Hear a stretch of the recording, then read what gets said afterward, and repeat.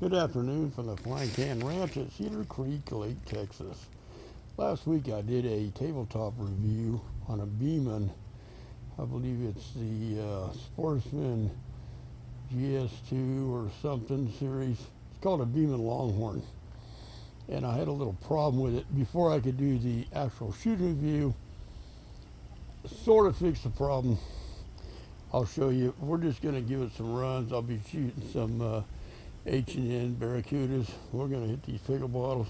These two cans here and over here are full of water. We'll drive some into that.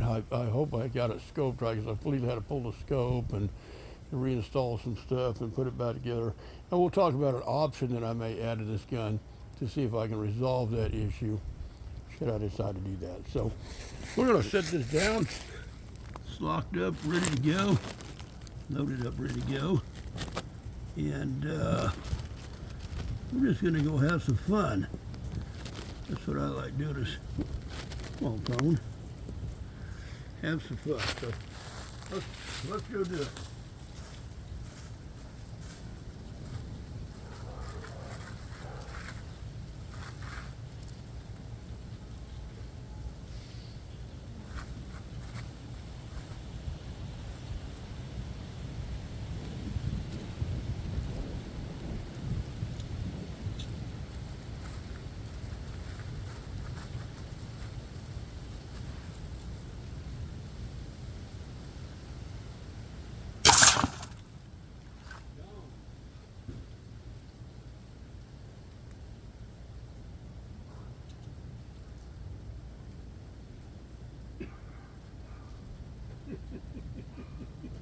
Doesn't matter, Frankie.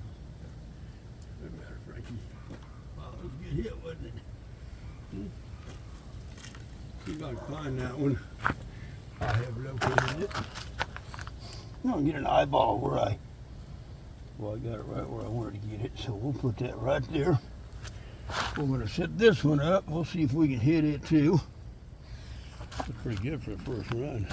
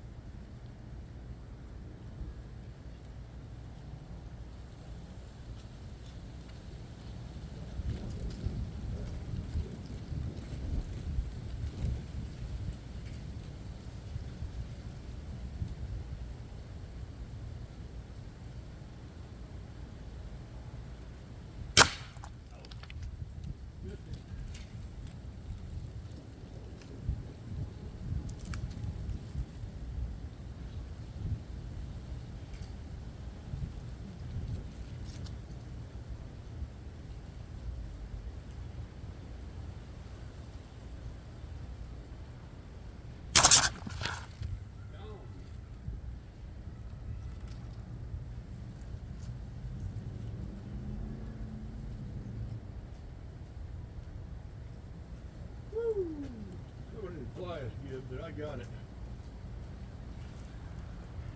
I got it. Let's see what happens. Good place. Almost right where I hit the last one. Yeah.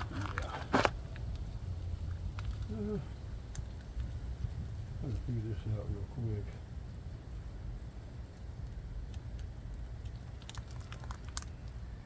Let's see where it. I might have just skinned that one. I'm not sure. I certainly don't see an exit hole on it, but we'll let you be the judge. All right, let's move these cans up forward. Hopefully they might stay here, and we'll just drill some holes in there and see what happens. It'd be nice out here.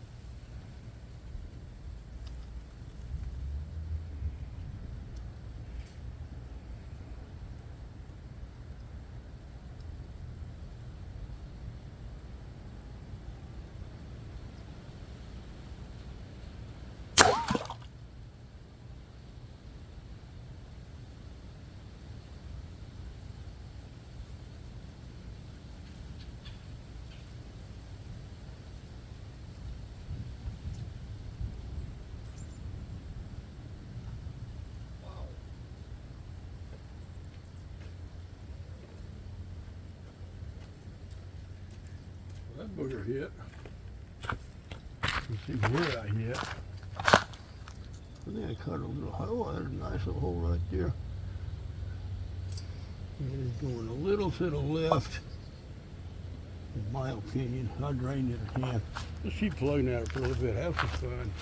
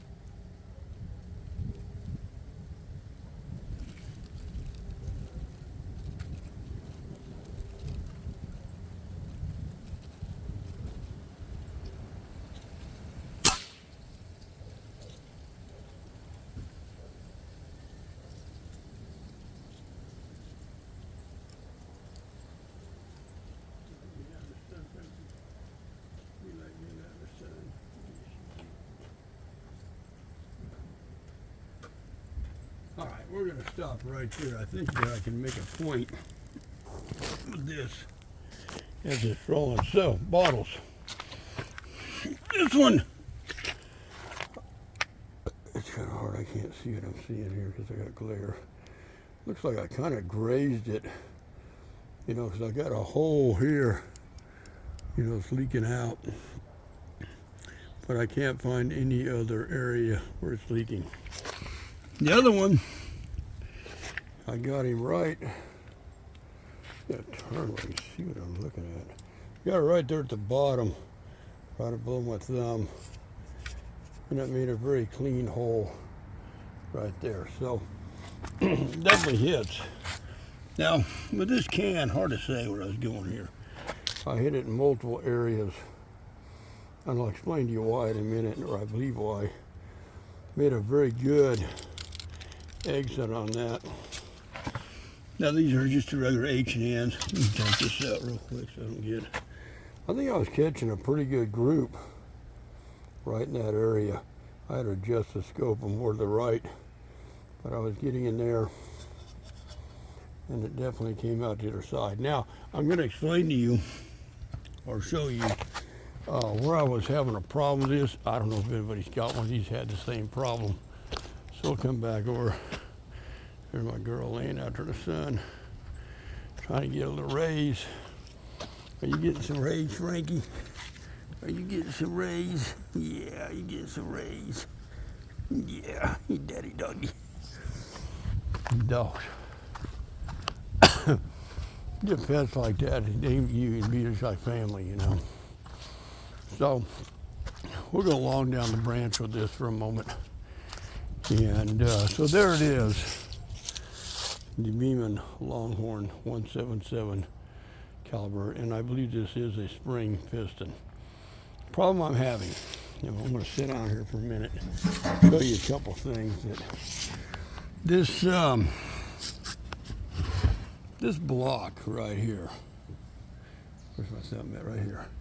It's meant to be like a scope stop. Because here's the actual scope. Down here's the block. And that was set probably about a quarter, almost a half an inch up the 11 millimeter rail. And you can see where it has scooted all the way back, and it's going to continue to scoot all the way back until it falls off. And I have tightened it. I've put it back on her about 6 different ways. This gun's got a lot of shock and vibration to it. Now, what I can do for resolve, I think I have some of these left, is they have a kit. They're not very expensive. UTG makes these. And you can put that right on 11 millimeter rail. I believe this one is just for the Weaver type mounts. You know, but over on one side you got like, this is going to be kind of hard to see, but you can see where it's got 4 very good locking bolts.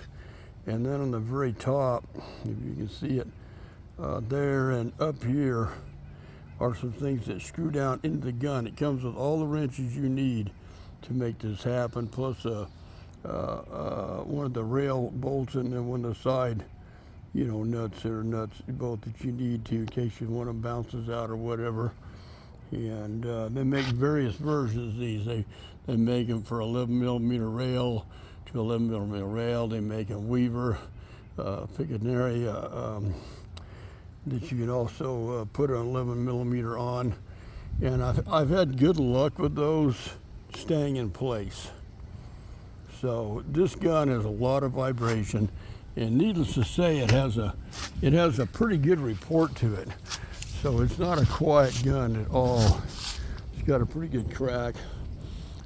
It definitely drives. It hits good. I haven't tried it with the regular sights, but you know, I like the hooded front sight. I like the fact that it is, you know, where you got that fiber optic on the rear and on the front. It's a well-balanced gun. The stock seems pretty solid. I just don't like this. This is just not a good option for this setup. And this is like wound back as far as I can get it for adjustment. And it still doesn't really zoom it into me. I want something that kind of brings my target into me. But this is how it comes, period. If you order one and you get one with a scope, that's what you're going to get, unless they put a different scope on it. It is an automatic safety. Trigger, you can play with it a little bit, I guess. I mean, it work. I wouldn't say it's the most comforting thing I've shot. I might try to mount this on here today and see if I can change it up a little bit. I think maybe you can do one or the other with this one. But I know I've got some, I think I still have some Weaver type rail mounts left over. We might pop it on and see what happens with it that way. So I just wanted to finally get that out to you, show you why I delayed getting the shooting video out in the first place, because I ran into that complication. So to me, that's kind of like the game changer. I'm not saying it stops a gun. I mean, I've tightened it, it slid, I tightened it, reset it, got it back on there. There's a screw in the top you can kind of screw in, but you can't get it too tight or it starts pulling the whole thing back off the gun. I just really don't like the setup. I'm very kind of disappointed that Beeman would do something like that, but you know, for what I gave for it, I guess I can't complain too much. It works. I mean, it hits, it's accurate, it's got a lot of power to it. Again, it's a little loud, a lot louder than the last one I reviewed. So, you know, bear that in mind. I can get away with it here, but probably can get away with it elsewhere. So I wanted to finally get that together, get a video out, and I think I'll go polish on my bike for a while. And that's the way we do it at the Frying Can Ranch. We'll catch you all later.